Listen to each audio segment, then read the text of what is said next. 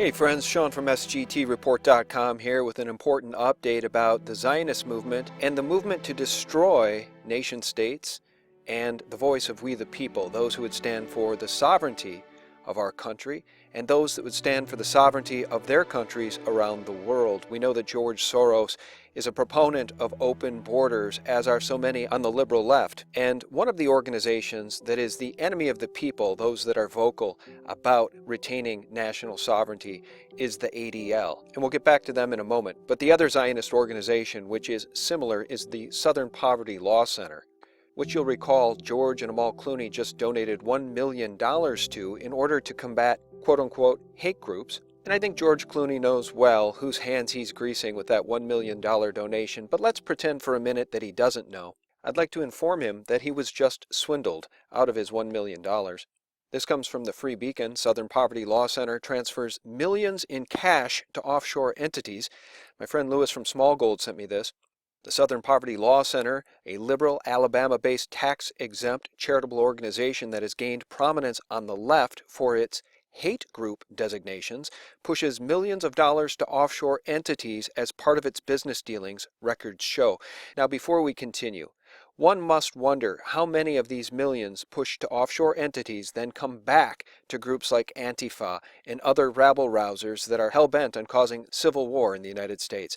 The article says, additionally, the nonprofit pays lucrative six-figure salaries to its top directors and key employees while spending little on legal services, despite its stated intent of fighting hate and bigotry using litigation, education, and other forms of advocacy. The Southern Poverty Law Center is perhaps best known for its Hate Map, a collection of organizations the nonprofit deems domestic hate groups that lists mainstream conservative organizations alongside racist groups such as the Ku Klux Klan, and is often referenced in the media.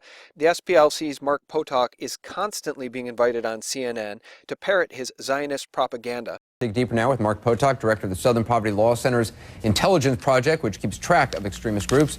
Also CNN contributor John Avlon, author of Wingnuts, How the Lunatic Fringe is Hijacking America, and a senior political writer for the Daily Beast. Mark, did you know about this group? Oh, yeah. We learned about them probably a little more than a year ago. But I can't claim that we knew a whole lot about them. They look to be a very small group with a very odd ideology, sort of a twist on the New World Order, with this sort of Christian millennial angle to it. Well, what does that really mean? I mean, it's hard to find why they would call themselves a Christian militia. I mean, it doesn't really make much sense. Well, it is a bit hard to understand, even when you go through all their materials. But, basically, like other militia groups, what they really see happening to the world is a kind of takeover of the world by some sort of one world government, a so-called New World Order. As the ADL also does, good people who stand for the sovereignty of their countries are often put on these lists along with the Ku Klux Klan in an effort to conflate and demean those people, drawing the comparison that any such activist is exactly the same and as racist as the Ku Klux Klan. The article goes on to say the SPLC has turned into a fundraising powerhouse, recording more than $50 million in contributions and $328 million in net assets. The SPLC's Form 990-T, its business income tax return from the same year, shows that they have financial interests in the Cayman Islands, the British Virgin Islands, and Bermuda. The Washington Free Beacon discovered forms from 2014 that shed light on some of the Southern Poverty Law Center's transfers to foreign entities. SPLC transferred $960,000 in cash on November 24, 2014 to Tiger Global Private Investment Partners, its records show. The article goes on to say the nonprofit pushed millions more into offshore funds at the beginning of 2015. Guys, this is the perfect way to launder donations, and the donations can come back to any group they see fit, and SPLC has plausible deniability. Again, we wonder how much money has found its way into the likes of groups like Black Lives Matter and Antifa by way of George Soros and or the SPLC. Tax experts expressed confusion when being told of the transfer. Quote, I've never known a U.S.-based nonprofit dealing in human rights or social services to have any foreign bank accounts, said Amy Sterling Castle, CEO of Pacific Human Capital, a California-based nonprofit consulting firm. I'm stunned to learn of transfers of millions to offshore bank accounts. It is a huge red flag and would have been completely unacceptable to any wealthy, responsible, experienced board member who is committed to a charitable mission. who I've ever worked with. It's unethical for any U.S.-based charity to invest large sums of money overseas, says Castle. I know of no legitimate reason for any U.S.-based nonprofit to put money in overseas unregulated bank accounts. And Charles Ortel says, it seems extremely unusual for a 501c3 concentrating on reducing poverty in the American South to have multiple bank accounts in tax haven nations. And though the SPLC claims to boast a staff of 75 lawyers who practice in the area of children's rights, economic justice, immigrant justice, LGBT rights, and criminal justice reform, they reported spending only $61,000 on legal services in 2015. And following the violence in Charlottesville, much of which was Antifa inspired, the group raised a great deal of money, not the least of which is the $1 million from George Clooney. And even Apple CEO Tim Cook told his employees that the company is donating $1 million to the SPLC and would match employee contributions 2-to-1. Cook also placed an SPLC donate button on the iTunes Store. The company is additionally providing a $1 million donation to the Anti-Defamation League. And now we come full circle. Let's go back to this recent article from the ADL, From Alt-Right to Alt-Light, naming the hate. Again, defaming good people who only seek to protect the sovereignty of their nations. Good people being conflated and compared and paralleled with people in the Ku Klux Klan and white supremacists. So let's scroll down and show you just a couple of these people about whom I'm speaking.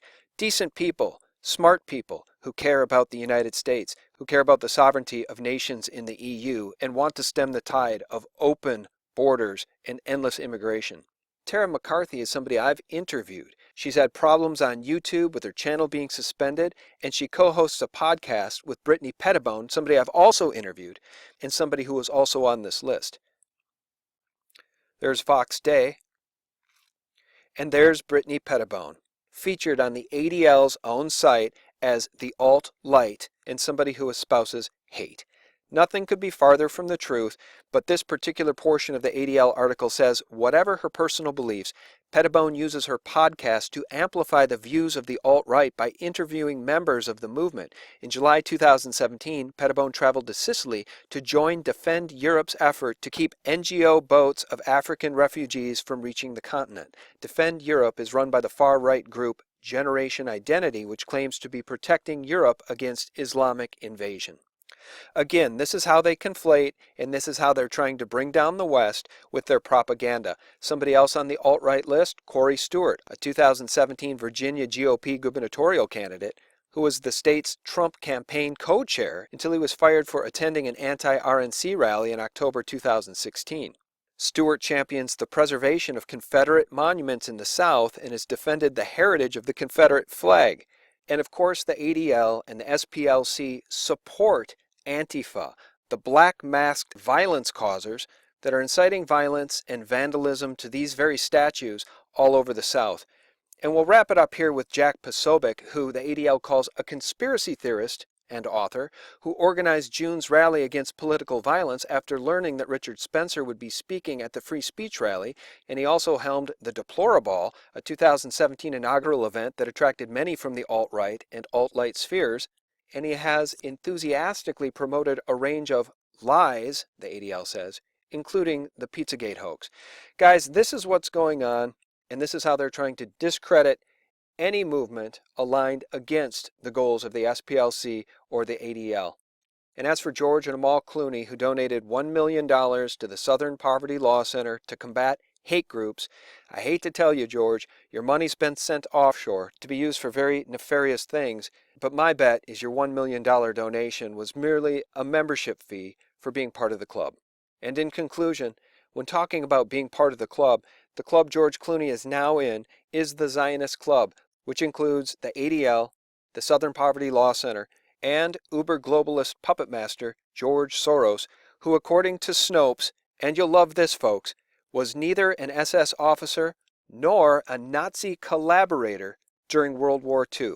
Now just remember that. I'll leave you with the words of George Soros himself. My understanding is that you went out with this protector of yours who swore that you were his adopted godson. Yes, yes.